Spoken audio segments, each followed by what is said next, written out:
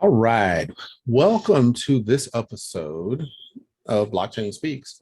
We're going to talk about VPNs, private internet access, Web 3.0, and decentralized social media or decentralized internet.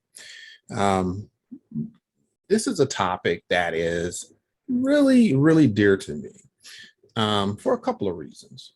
I've been doing this, online, talking to the camera, educating on blockchain technology, cryptocurrency, and great internet, crypto internet platforms um, that provide some type of alternative, income solutions for some, where we call it passive income, residual income, different types of ways that you can earn through alternative crypto investments. And so while I do that, I do come across many topics of discussion because this is a space where it's unregulated. That's the first thing, across borders. Therefore, that doesn't mean there's something wrong with it. That just means that there is no one entity in the world that has a global regulation that says this is who can or cannot access crypto investments online or offline. There's nothing in the world that says this country or that country owns the regulation for any citizen of any country, global citizen, has to go through or follow these particular rules in order to invest or choose to deposit funds, trade, transact, exchange, buy and sell cryptocurrency online or offline for that matter. There is no one entity that does this. Therefore, there is no global across the border, what we call cross-border, agreements from any central bank, federal bank, or institution, even the International Monetary Fund, IMF, or MICA, with the EU, or in the US, FINRA, FinCEN, any of them they none of them agree on how this should be done because it is a very fluid situation. So today I'm going to present to you an argument that gives you some information to ponder and digest, if you will, about the use of VPNs when it comes to some countries and their position on using VPNs versus not using or restricting the use of a VPN. First, I would like to say I'm Coach Rashid, and I actually am a crypto consultant and obviously a crypto enthusiast, investor in this particular genre, space, industry, however you want to look at it. I do have a broadcast called Blockchain Speaks, which this is probably going to fall under that particular heading. But the topic today that we're talking about is VPNs, or virtual private networks, or private internet access, along with Web 3.0, the decentralized access to information and how you protect your information online, offline, and anywhere in the world. As we know, there are numbers that are assigned to us. In the US, it's a social security number. In another country, it may be, SSA number, or it could be different variations. Some numbers attached to you. If you have a passport, that number is attached to you, right? So people in positions of government positions can track you down if they are asked to do so because of a number that's associated with you. That's one thing. Now, I'm not saying that they should or shouldn't have access to you. If you are a citizen of one country and you go into another country and you get kidnapped or you get, taken, something happens to you, get sick, you come up missing, you would want people to know how to find you. So that's a good thing, right? Now, here's what's interesting about that. Even though they have a way to track you down, if you're physically in another country, or if you have a mishap, you may become missing, you may be sick, and you may fall ill, and you can't get to a place where people can identify you, then you want your country and your embassy, your agency, you want them to look for you and find you because they have a way to track you. That's good. There's always another side to this.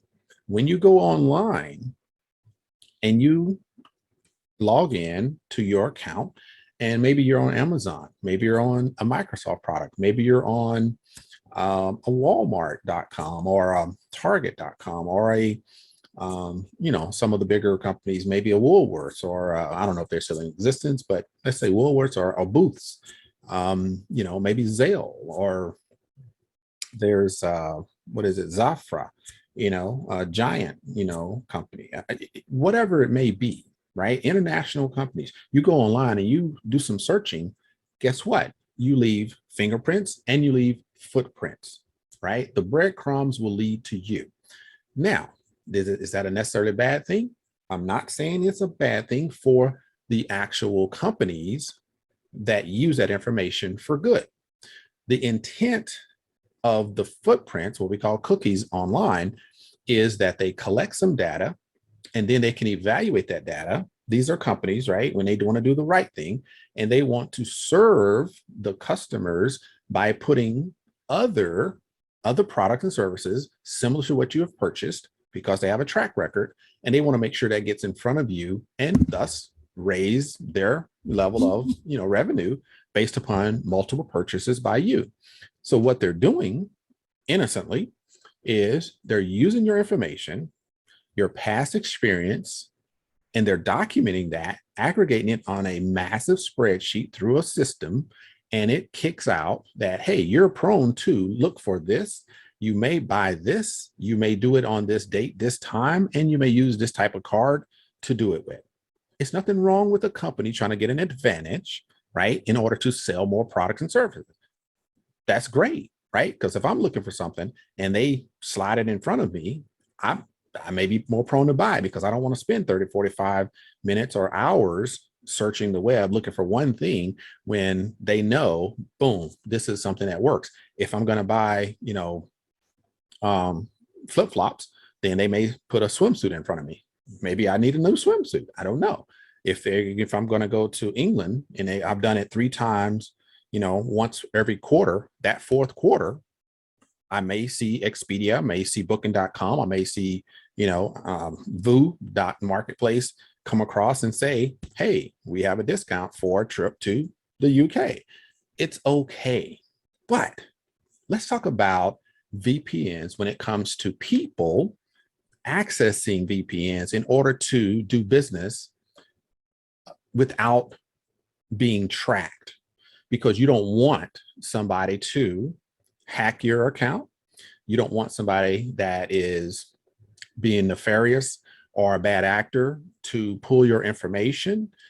Maybe you're transacting cryptocurrency. Maybe you're transacting fiat currency. Maybe you're doing trading with Forex, foreign exchange, or maybe you're doing crypto exchange. Maybe you're transacting large amounts of money from an investment or just from a purchase perspective, and you don't want to have bad actors stealing your information.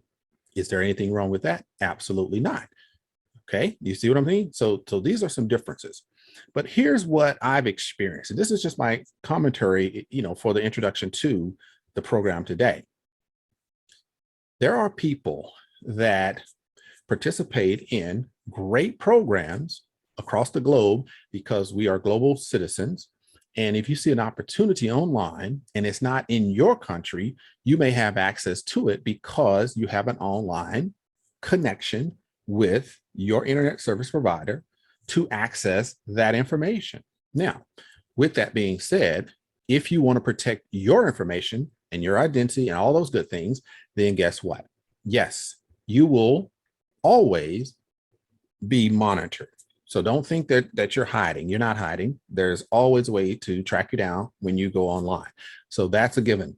The second part of that is you can put a barrier up for those bad actors that want your information to do things like hack your information, maybe steal your information, and may use your information for bad reasons, like creating a whole new site, using your information to make purchases, or use your information to post it up as if you are maybe a CEO of a fake company that they're running and nobody else knows that that's you, right? there's a lot of bad ways that your information can be used. So what we in this day and time want you to know that when you get into the decentralization of data, we're talking Web 3.0, it's going to be more about you controlling your data. The blockchain helps with that particular process, and it has opened the door to a decentralized and a distributed ledger technology that allows you to protect your data. One of the best use cases is from a person that created what we call basic attention token, BAT, basic attention token. That actual token is available online. And that person, he was one of the developers of the Mozilla or Firefox, search engine, separated from there. And he was tired of these ads popping up every time. And he said, wow, they must know exactly what I'm going to say. They know where I'm going to go. And this is a continuous process that I would rather be able to select that information versus them just throw it in front of me. And so he created a platform called Brave Browser.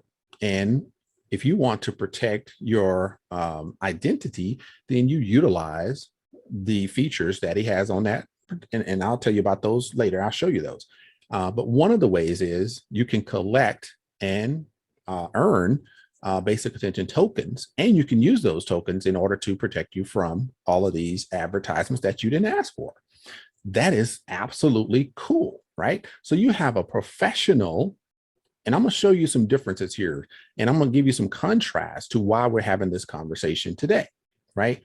So you're not going to look at me all day. Of course, I'm going to show you actual information on the internet that supports and argues the point that VPNs are legit and they are here for a reason and can be utilized for good reason. Now, if you want your information to be stolen, if you don't have a problem with prying eyes looking at everything that you do online, if you don't have an issue, right, with potentially having your information hacked because you have left it out there in some particular spaces. I'm not saying all websites are like that.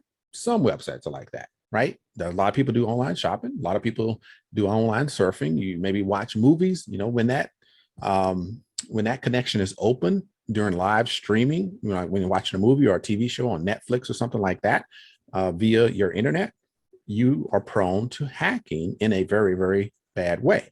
And so if you had the opportunity to take a VPN, virtual private network, and you go through there, now you have a door that opens, and when you walk inside, it closes behind you, and none of those bad actors get to follow you in. I think if you had the opportunity, you would choose that particular option. And guess what? Most of them are free, so you don't have to even pay for them. All right, so moving right along. Why are we here today? The biggest reason is this. I continue, right, over the last year, I find great opportunities and I invest online. And when I do, I try to find ways to protect myself as much as possible, because I know a lot of people that have been hacked and their accounts have been really, really manipulated. And even though they may look at their account, they find out that somebody has stolen their information, right? And there's one thing to steal your money, which can be returned, but there's another thing to steal your information, including your identity, and you don't want that to happen. Therefore, VPNs become a very good option. It should be mandatory.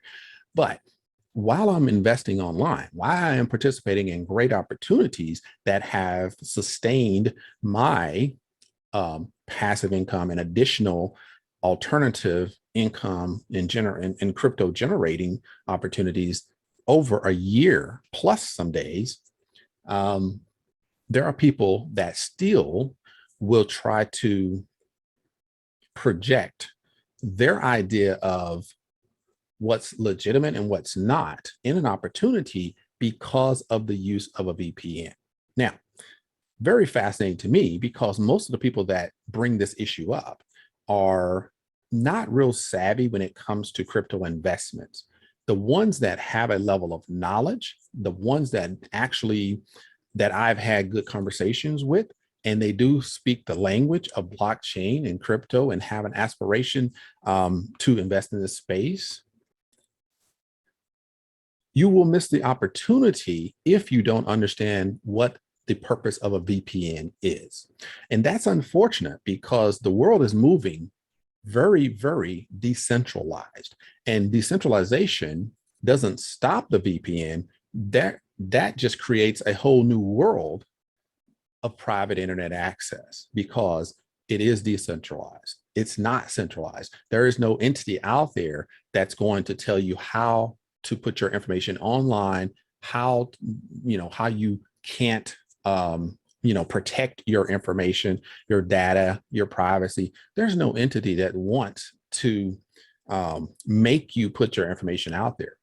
Therefore, the entities that have created a way for you to protect your data are more prevalent than the ones that are telling you to lay it out there for everybody to steal, right? So be careful when you're listening to somebody talk about something's wrong with the company when a VPN is involved, right? So I'm going to give you examples from governments that promote virtual private networks in order to access your particular responsibilities, like your job, or if you're teleworking or remote work, they encourage a VPN.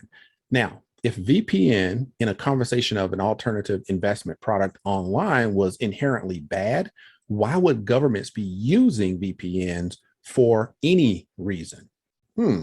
Okay, I guess it's not inherently bad if governments are using them and encouraging their remote workers to use them because of one reason: to protect the data. Remember that a VPN is used to protect data. Therefore, prying eyes do not have the opportunity to take or steal or run away and use your data for the wrong reasons.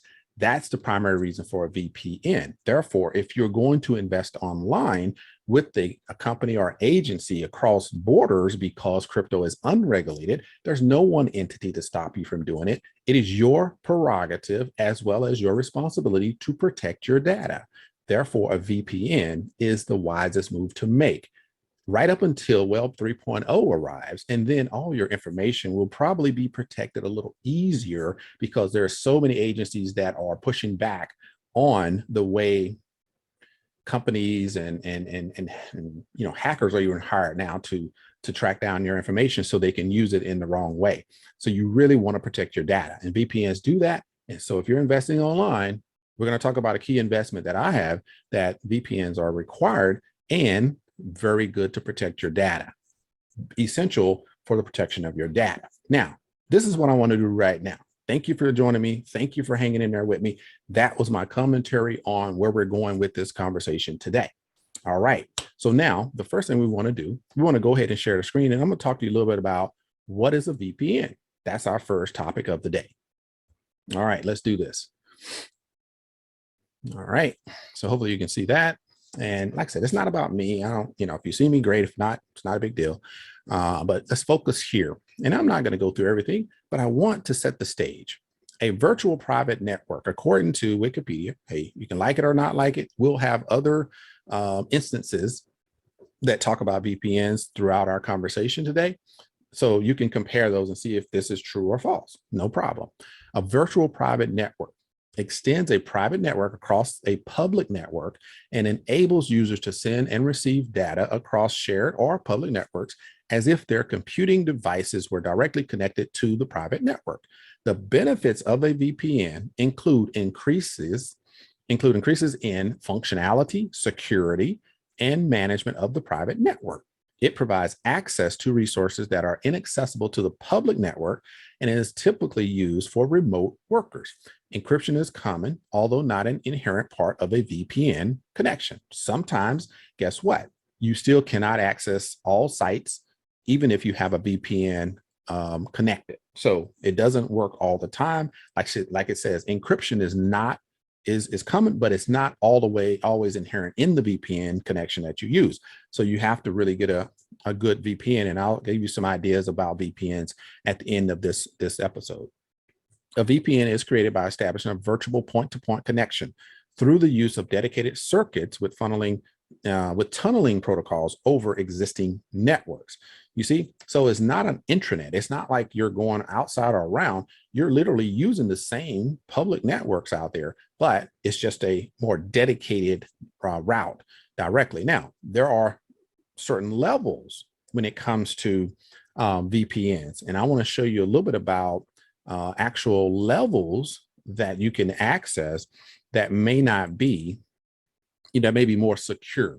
So that's what I want to show you in this next, part. I want to talk a little bit more about what the power of privacy really is. But I'm going to dispel some myths as well. So real quick, let me do this. I do have a list, and I want to make sure I hit all of these topics today. So we're going to talk about the Brave browser. We're going to talk a little bit about that. That's one of the top browsers that has an instant connection. We're going to talk a little bit about Opera, has VPN, and if you have McAfee as your antivirus, then it does have VPN capabilities as well. What is a VPN? We're going to talk a little bit about VPN in the US and other countries. When is it legal and when is it restricted or controlled, right? All countries do not allow it. Who uses VPNs? We're going to talk about, is a VPN illegal? Is VPN only used for illegal activities? We're going to talk about popular VPNs. We're going to talk about private internet access, and we're going to talk about Web 3.0 and how that comes into the mix when it comes to virtual private networks and data privacy, right?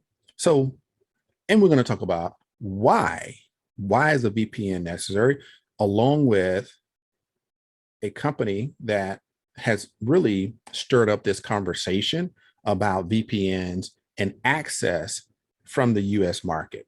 So we're going to talk about those particular things. And right now, I want to highlight something that I think is pertinent to the conversation as well. Okay. So when I talk about Tor is one of the best when it comes to actual data privacy and access to protecting, your online activity. This is their stance, I guess, on the topic. And you can read that as well as I can. But if you're just listening, I'll go ahead and read that for you. Tor, the Tor project, right? It's a foundation of people that want to protect your data. We believe everyone should be able to explore the internet with privacy. We are the Tor Project, a 501c or C3 U.S. nonprofit. We advance human rights and defend your privacy online through free software and open networks. This is the Tor Project. That's going to become very important here in just a few seconds, so to speak. Now, what do you really want me to get into? Let's dispel some myths, because I think this is really the place that you want to go right now. Dispelling myths. VPNs are illegal. Only criminals use VPNs. I'm going to tell you, I had a conversation the other day, and this is not the first time I had this conversation. And it was about a project that I've been part of for over a year now. And it is based in Dubai. It's not in the US. And I access it through a VPN because I want to protect my data. And so when any of my team, anybody that I contact or talk to in my community, crypto, related topics, because that's kind of, our community, and we talk about different things. One of the things that we talk about is the security of our data.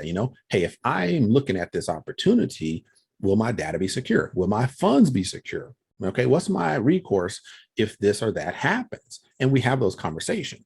So one of the first things I say, hey, you might want to use a VPN. I'm going to tell you, there are other leaders in the crypto, alternative investment space, YouTubers, Facebook people, all these guys that's been around for a long time. They'll tell you right up front, you better get some protection on your data. If you don't, you are the one that putting your investment at risk, right? No matter, it doesn't matter if it's US based, if it's international, it could be anywhere. And they're two of the top guys I know. They use VPNs for everything, and they use 2FA for everything. If it's available, if it's an option, yes. The KYC, knowing your customer, all sites don't ask for that. But if they do, hey, no problem. Go ahead and do that piece and use a VPN after you do the KYC, because you can't do both, because it'll pick up your IP address, right? So you want to make sure that you follow the rules, right, of whatever site or agency that is. And then in addition to that, use a VPN so other bad actors, while you're accessing the investment opportunity or the site, they're not sneaking in and grabbing your information, because all they're doing is intercepting the information from where your connection opens and the other one accepts. They just grab it in the middle, and you don't want that to happen. All right, so let's talk a little bit about this. People that say, oh my gosh, VPNs are illegal. So anytime you say VPN, oh my gosh, that must be a nefarious site. There must be hiding something. That must be illegal. They can't do business with you unless you are hiding your information. Oh my gosh, we really, nope, can't touch it. So a lot of people have this fear factor when the term VPN comes up. So let me help you out with that. So let's look at this site real quick, right? Let's just see what they say about it. So the first thing they say is illegal. Well, maybe. So why would they even say that? Oh, let me just put it out there for you. VPNs are not inherently illegal, nor are they restricted everywhere in the world. Here's where the legality comes in. These are countries where VPNs are restricted or controlled by the government. So China, Iran, Oman, Russia, Turkey, and UAE. They restrict the use of VPNs. That's what they do. I don't see US in here, so let's move on. These 4 countries have completely banned VPNs. You can't even use a VPN in these countries. Belarus, Iraq, Korea, and Turkmenistan. They're illegal there. Okay, so we got that part, right?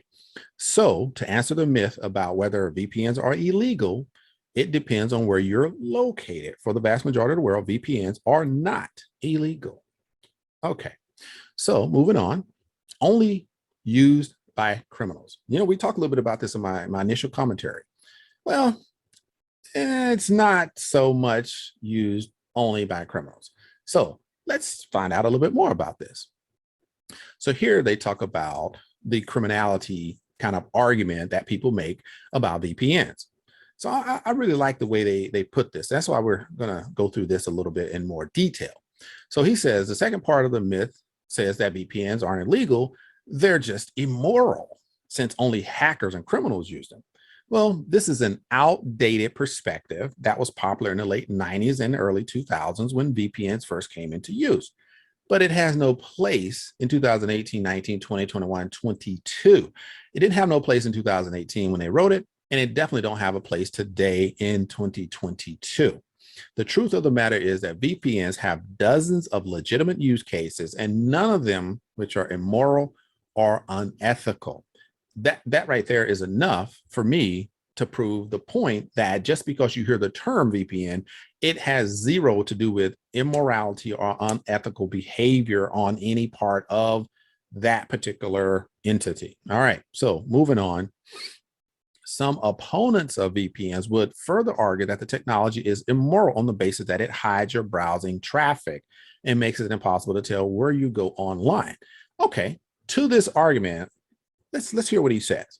Why should this information be visible or accessible in the first place? Do you understand this?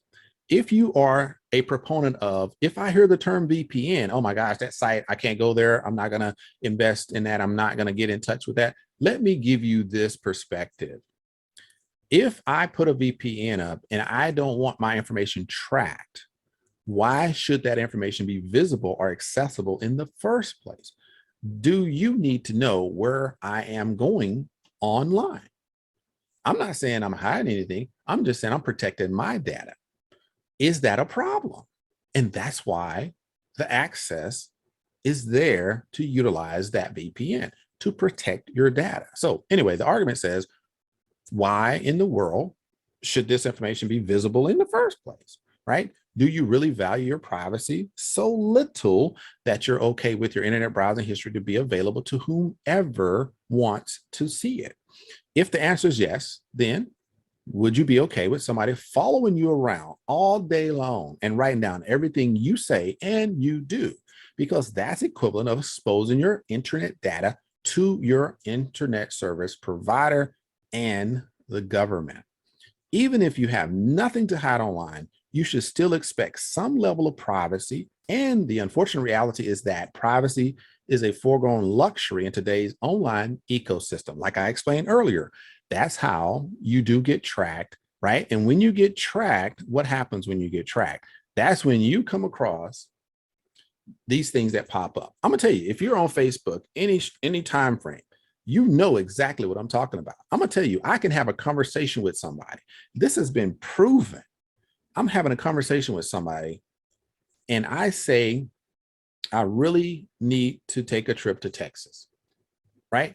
I'm gonna tell you, before I even walk away or drive home, 20 minutes later, I can go on to Facebook and I will see an advertisement pop up about travel to Texas. I didn't put it online. I didn't type it in.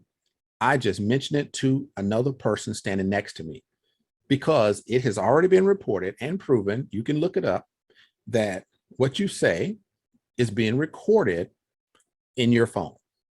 Everybody has their mobile right there with them.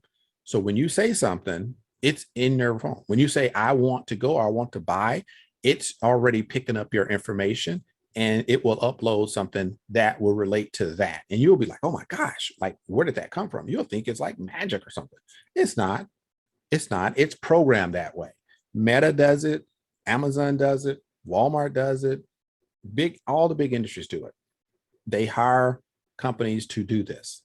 Your data is not protected. So if you have the opportunity to protect your data, then protect your data. Now, you can go into the settings and you can stop that because that is the law, right? To give you the opportunity to stop them from capturing your data. That is something you can do. If they weren't capturing your data, would there be a law or a policy to allow you to stop them from capturing it? Why do you see a notification that asks you if you want to accept cookies when you're online and you visit a site or something like that? Because they are actually taking your data. They are actually following your strokes on the keypad when you go to that internet site. Yes, it is happening all the time, every day. So why not? And you get to choose. That's the rule. That's the law now. You get to go into that cookies where it says cookie. It gives you options. You can either accept all or you can configure them and you tell it what to take and what not to take. If it wasn't real, that what I'm telling you, you wouldn't have that option. But you see that option. Therefore, a VPN is critical to stopping that data privacy breach. Now, let's move on to something else, okay? Because there's always more information that you want to see. So we're going to talk about places where actual VPNs are encouraged. Like I said, a lot of y'all don't really understand how powerful this is, but I'm going to let you in on something right now, okay? It's not about trying to hide, it's just protecting your data, right? So here's something that you or may not know. Well, I'm going to break this down for you. This is an official website of the US government. Official, right? This is CISA, Cybersecurity Infrastructure Security Agency. CISA is an actual US government site, a government agency, and it is talking about cybersecurity. So why do I bring you here? Because I am a federal government worker, and guess what? I have been remote working for a very long time. And guess what I was informed to do? Access a private internet work site through a VPN. So when somebody talks to me about VPNs and how they're no good and the company must be not good if they're using VPNs, you know what? I laugh and keep it moving. But since I've heard it so many times and people are really, really starting to make me feel like they're not understanding the level of data privacy that's that's essential for us as global, networkers, then I really need to pour into this topic. And so you will really understand that it is not about bad actors. It's about protecting your privacy and data, tracking your data. So when I look through this government site, right, I said, okay, let me see what they're saying. So I scrolled through and I said, oh, wow, look at that. Enterprise VPN security. So this is a statement that they put in. It says, hey, employers are using alternative work options during COVID, which has increased employers' reliance on the enterprise virtual private network solutions to connect employees to organization information technology networks. Oh, wow, look at that.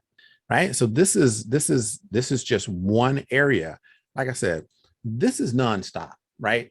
I can continue to show you, more data. It's not a big deal, but I want you to understand why I'm telling you this is so important. Now, I'm going to get into when the U.S. right, Biden, he actually did a executive order and has an actual like a cryptocurrency task force that's part of one of the agencies, and the FBI is in part of that as well, and IRS is part of that as well, and they're trying to create some type of consistency in regulation, which nobody has. But I'm going to show you the one MICA, which is from the EU, that has put together something. But let's talk about the U.S. Let's go to the U.S. executive order on crypto. So let me show you that real quick, and let's see what kind of information we can share with you on what they've done. Now, this is going to be a little longer because I want to talk to this to some degree, so people will understand that there are some things happening. So the unregulated nature of cryptocurrency and blockchain and distributed ledger technology, yes, it's there. But at a point, they're going to figure out, okay, where do we go?